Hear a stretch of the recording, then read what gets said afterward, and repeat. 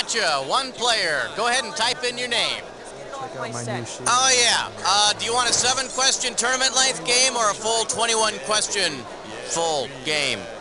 All right, got it. No problem. 30 seconds. Your buzzer is the letter B as in bright periwinkle blue. Why don't we get Dick 20 seconds. Hey, is something wrong with the chroma key, or is Smitty just holding his breath again? Oh, man, I can't believe we're at 20 already. Hey, when you know an answer, buzz in. If you don't, don't. But if you buzz, you only got a few seconds to pick one of the choices or you're going to lose cash, all right? 10 seconds. We'll see you later. 9, Never leave your power 8, cord dang on. 7, Okay, here we go. 5, Here's the desktop. 4, Go to black. 1-900 enemies. With enemies like these, you'll never have friends again.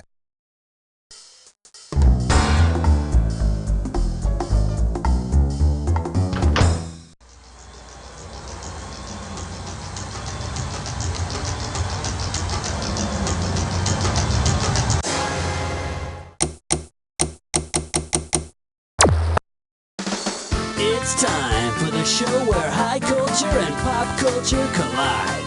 Hello there, this is You Don't Know Jack TV. I'm Schmitty, and you are playing by yourself. Nothing to be ashamed of, everybody does it. Hey, you're playing by yourself this time, all right. Make the most of what you got, that's what I always say. All right, here we go. Throw me a category. And now climbing up the charts all the way to number 1. May I introduce Morning, Noon, and Ted Knight. I'm gonna give away $3,000 this time. Think fast, it's question time. Too Close for Comfort is set in a cool house in San Francisco. According to the show, if the house were still being used as it was originally, what would be a better name for the series? Too Close for Convicts, Zoo Close for Comfort, Two Horrors for Comfort, or Glue Horse for Comfort. This is why we can't have nice things. Why didn't you pick this one? In the show Too Close for Comfort, the house the Rushes live in was originally a whorehouse. Hey, Dad, you want to see a trick? All right, pick a category.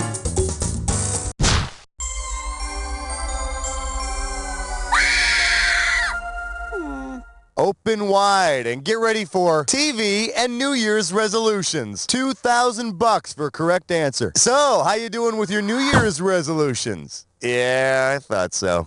Considering what began on January 2nd, 1971, which of these New Year's resolutions would you have no choice but to keep? To lay off on the alcohol ads, to give up cigarette commercials cold turkey, to not watch a New Hogan's Heroes episode, or to start watching Richard Simmons exercise.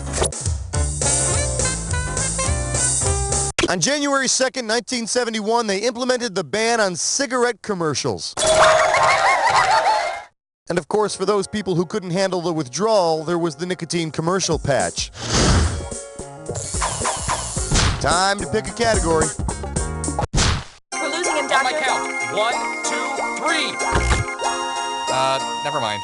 This one's called Chain Smokers and Pablum Pukers. You get it right, I'm putting you up $2,000. Okay, for those of you who think I'm a little too harsh when you choose stupid answers, you're a bunch of wussies. Now, Morton Downey Jr., he's harsh. Suppose a company chooses to capitalize on Morton Downey Jr.'s favorite retort. Which of these catchphrases might you expect to see in a commercial? Quiet down, you! With Calgon. Get out of town! On Greyhound. Sit on it! Or lie back, it's a lazy boy. Or zip it, pal! With Ziploc baggies. Sit on it. Nice one, Potsy. What do you say we check out the right answer? You could always rely on Morton Downey Jr. to end a dialogue he didn't like with, "Zip it, pal!" Although since Ziploc baggies keep things fresh, I really doubt if they'd hire a spokesperson who went stale so fast. Give me a category. Well, look what you just happened upon, my little friend. You got yourself a dis or dat. And this this or that questions category is, I am not a dick. Now, I'm going to read off 7 TV characters, and for each one, I want you to tell me if they're a cop or a private eye. As each one comes up, if they're a cop, press 1. If they're a private eye, press 2.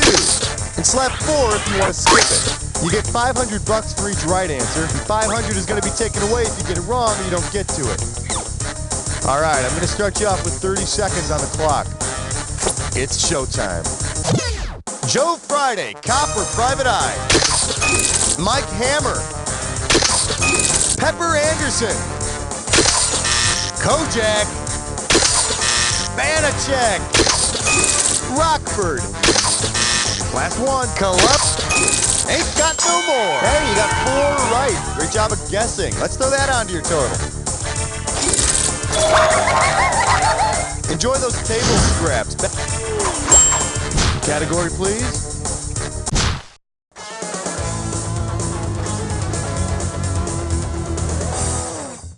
All right, give it up for presenting a final summation. $3,000 for this one. Oh, that cagey Matlock. He's feeling left out, what with Dick Clark and Ed McMahon having their own sweepstakes and all, so he's decided to give away his most recent earnings. If Matlock were to hold a sweepstakes with a grand prize equal to the amount he charges for a case, what would your sweepstakes mailing say? You may have already won nothing. You may have already won $33,000. You may have already won $100,000. Or you may have already won $1 million. No, wait, it's true. You have won nothing. Well, that'll make an exciting story, won't it? Matlock always charges $100,000 for a case, and he always wins. And if you don't believe me, you can watch the Matlock channel. Or do you still call it TBS? All right, I need a category. Tonight's topic, 6 in the workplace. The category? I wish all traffic jams could be like Fame. How does $2,000 sound? Hey, you remember that speech Debbie Allen gives at the beginning of Fame? Well, say tuition for the students of the High School for Performing Arts is equal to what Debbie Allen claims Fame costs. In order to pay for their tuition, what should students do? Bottle their sweat, damage their nerves, sell their souls, or capture their friends? No, Fame doesn't cost friendships, unless, of course, all your friends change, which they just might, because they don't understand or appreciate all the hard work and the sacrifice that goes into being the very best at what you do. This is not about who didn't call who, so don't. I'm sorry. I'm very sorry. For the curious, here's the right answer. Well, fame costs, and right here is where you start paying, in sweat. Man, that was a hard workout. You mind if I have a sip?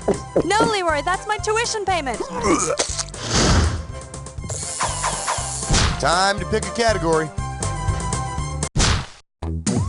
Question 7 is dedicated to the men and women of trivia. I believe this one is called Stone Free. You get it right, you get 2K. Forward, march. Say Judge Harry Stone from Night Court were the proprietor of a new nightclub. Based on his musical preferences, whom would he most likely choose as the opening night act? Mel Torme, Johnny Cash, Rick James, or Harry Belafonte? Harry Belafonte? Let me guess. Wrong answer come and you want to go home. Deo? Here's the one the winners pick.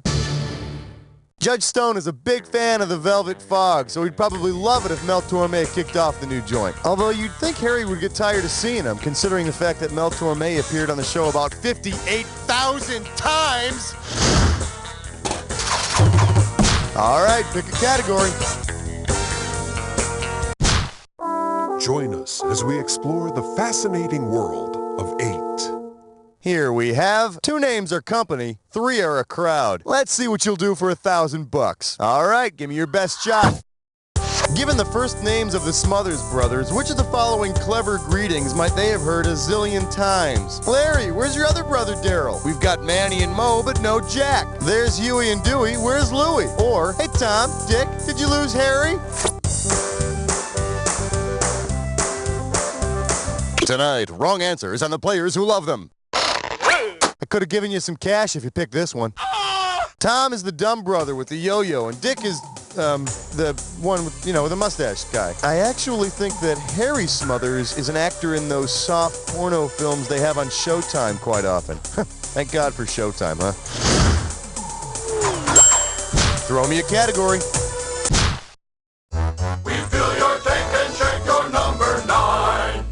Let's see what we got going. But where else is St. Elsewhere? You get this one, you pocket $2,000. Here's the question. Considering the show's final episode, from what might you expect all the patients in St. Elsewhere to suffer? Malaria, dehydration, frostbite, or hepatitis?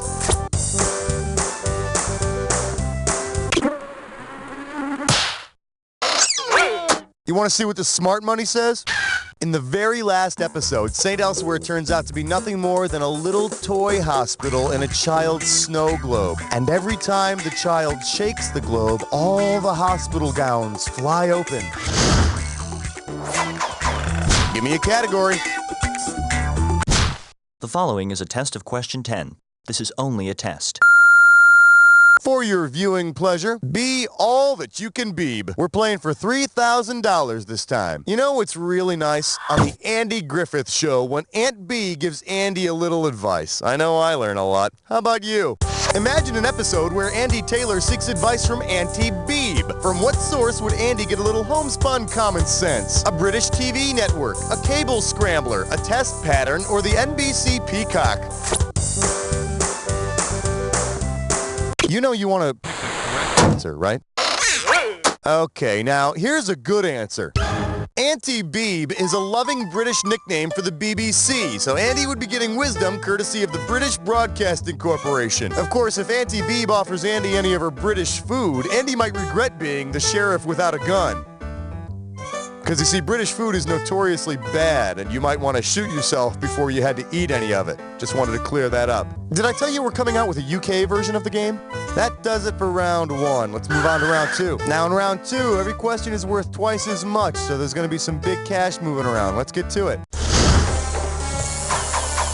Category, please. 11, come on, girl. Good question. Let's take a look at TV with a staple in its belly button. 4,000 big ones for a right answer here. See if you can wrap your skull around this. Which of the following is not true about the 1960s syndicated TV series Playboy After Dark? It aired in '69. The show featured partial nudity. It was first called Playboy's Penthouse, or Lenny Bruce was one of the guests. While the show did feature things like bunnies playing Twister and all, it did not feature any nudity whatsoever. But if it turns you on, I'll let you in on a little secret. I'm not wearing any pants. All right, I need a category.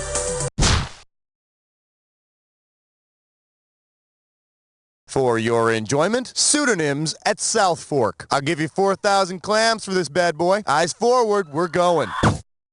If you didn't know any better, how might you assume that J.R. Ewing's daddy on Dallas got his nickname? Being born in Texas, working in the oil fields, sleeping with a lot of women, or washing athletic supporters for the Dallas Cowboys. If you didn't know any better, you might think J.R.'s papa Jock Ewing got his name washing athletic supporters for the Dallas Cowboys. Hey, he should consider himself lucky. They could have called him Mr. Scrotum Sweat. Time to pick a category. Flash, we interrupt this game to bring you a special question. We're calling this one Chachi Needs Joni. If you know this one, you're getting 4,000 bucks. Heavens to mercy, TV's Chachi is horribly distraught over his breakup with Joni, and he's desperately searching the TV airwaves for a replacement. Which of the following shows does not have a Joni or Joan who can help Chachi ease his separation anxiety? Please Don't Eat the Daisies, The Jetsons, 8 is Enough, or Good Morning America? There's no Joan on the Jetsons. The mom's name is Jane. Although if I were Chachi, I'd be going after Judy Jetson. Wah, wah, wah. Throw me a category. I remember growing up on the mountain and sharing my bedroom with 14. Let's have a big warm welcome for Mutton, honey. I got $2,000, says you don't know this one. Put it in gear, because here we go. If the title characters of the Robert Conrad series Bob Bob Black Sheep were actual sheep, what might you see on the show? Sheep chasing outlaws in the Old West, sheep staging mountain rescues, sheep flying World War II fighters, or sheep trying cases in court. Wrong, but the bad guys were always on the lam. Can't pull the wool over their eyes. Thank you, thank you. Get it? You, sheep. Somebody shoot me. Let me show you what I would have picked. The Black Sheep. They're a squadron of misfit World War II fighter pilots in the Pacific. I heard they were originally going to call the show Moo Moo Black Cow, and the pilots were going to fly around dropping root beer floats on everybody. All right, pick a category. Hey, stress cut with lime sword. It's time for a gibberish. Your gibberish category for today is people who really hate seafood. The opening value of this gibberish question is $10,000. Now check this out. As the time disappears, so does the money. So the sooner you buzz in, the better. All right, I want you to listen closely and tell me, with what TV phrase does this rhyme? Vile cur, prawn, canned squid, damn ya! And don't get fooled by that punctuation.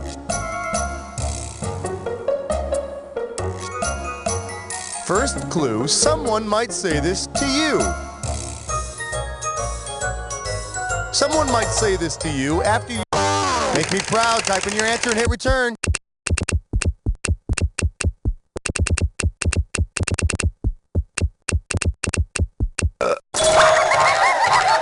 Man, I love Candid Camera. Remember that episode with Rob Lowe? That was great. Give me a category.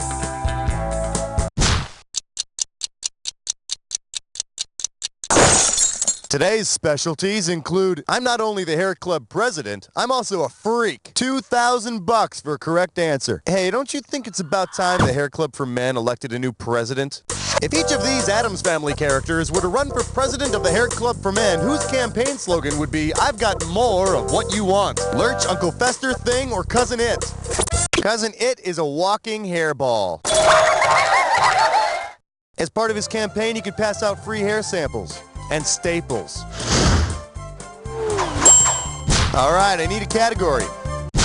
Thank you. Good night. Thank you. God bless. You're beautiful. Coming at you, Life Before Gump. How does $4,000 grab you? You know something? There is nothing I like more than watching a couple of guys dress up like women, because that's why Bosom Buddies is one of my favorite shows. Considering the name of the apartment building in which the Bosom Buddies live, what activity would you expect to see the title characters doing in the lobby? Making wonderful music together, registering women to vote, swatting mosquitoes with their purses, or controlling the women's undergarment trade. The Bosom Buddies camped out in the Susan B. Anthony Hotel. Remember, she was the famous suffragette? Yeah, those crazy Bosom Buddies, always trying to pay their rent with those wildly unpopular, weird-shaped little dollar coins. Category, please. You know what? You're playing great. I'll stop bugging you now. You know what? Actually, just one more question. Question 18. The category is V is for Velements. 4K coming your way for a right answer. Pencils ready. Let's do it. In the event of an intergalactic war, which of the following characters will not have immediate access to otherworldly help? Dick Solomon, Fred Flintstone, Willie Tanner, or Dr. Sam Beckett?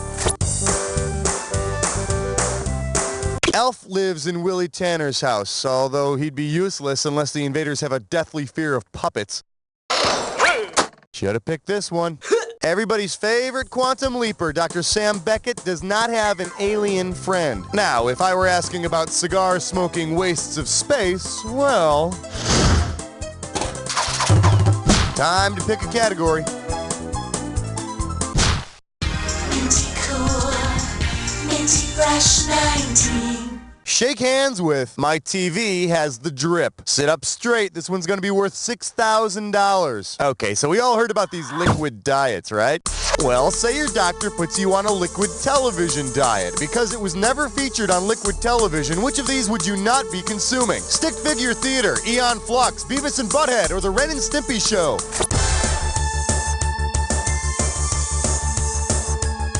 Ren and Stimpy is the only show I mentioned that was never featured on MTV's animated liquid television. I'd be careful, though. An all MTV diet seems to cause teen angst. All right, pick a category. Question 20 now concludes its broadcast day. And our special guest tonight, let's keep it boxer brief. You want $6,000? Give me your right answer. All right, be honest, we all did it. You used to run around the house in your underwear pretending to be a superhero, didn't you?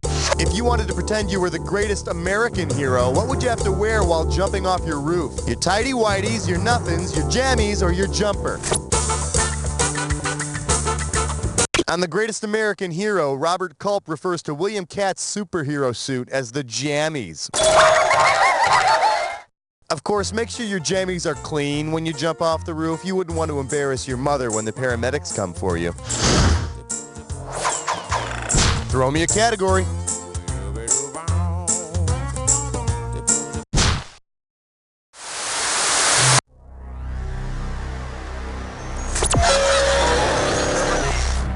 Well, you've made it. Always in a hurry. I bet you're a joy to hang out with. Here's your clue. There's work to be done on the Love Boat. And I think you got some work to do. Bye-bye.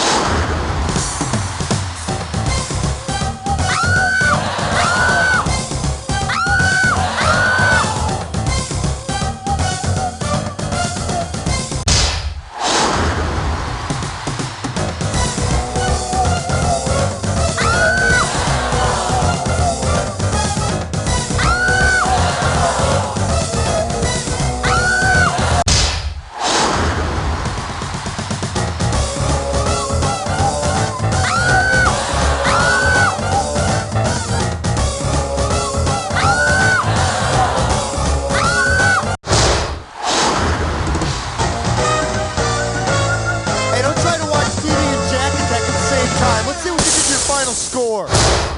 That's the game. Wow, player, you ended up with less than nothing. It's a good thing you didn't have any competition, because then everybody would know that. You don't know Jack. All right, that's one more in the can, folks. Hey, Raul, what's happening? You want to play another game? You got another game. Just let me know when you're ready. At 8:30, it's dinosaurs in a forest. That's so cool. It's like they're jumping out at me. What, those little red squiggles? I can't see a damn thing. At 9, it's unicorns jumping over the stars, followed by cute tree frogs at 9:30. Try putting your nose up against the screen and then scoot back slowly. Maybe cross your eyes a little bit. I think I see something. Is that Santa? Oh, Dad. There's something more to see on Thursdays. The Magic Eye Channel. It's 3D-rific. No, get down. We brought you When Rats with Wings Swoop. Down, boy, no. When bees know you're afraid. Hey, come on there, fellas. Hey, oh! Tune in this Saturday night and see When Dogs Sniff Crotches 2. Come on, boy, down. Hey, up there. Hey, can you get When your dog? Dogs Sniff Crotches 2. Saturday night at 8 Eastern, 6 Pacific. When man's best friend gets a little too friendly. Dr. David Boner, physician, scientist, searching for a way to tap into the hidden strengths that all humans have. Then, an accidental overdose of gamma radiation alters his body chemistry. And now, when David Boner gets, excited, or, eager, a startling metamorphosis occurs. Please, don't make me, excited.